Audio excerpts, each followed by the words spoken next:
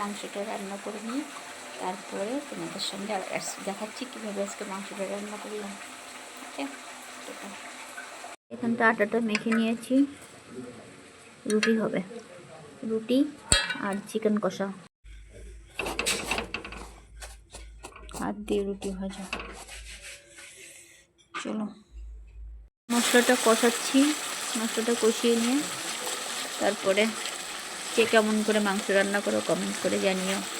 আমি মশলাটা কষিয়ে নিয়েই করি, অনেকে মাংস দিয়ে মশলা দিয়ে একসঙ্গে ম্যারিনেট করে রাখে আগে থেকে, তারপরে কষাই।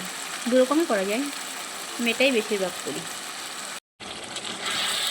কষানো হচ্ছে মাংস, কালারটা কেমন হয়েছে, বেশি জল মানে ঝোল ঝোল বেশি করব না, রুটিতে খাওয়া তো কষা কষাই রাখবো।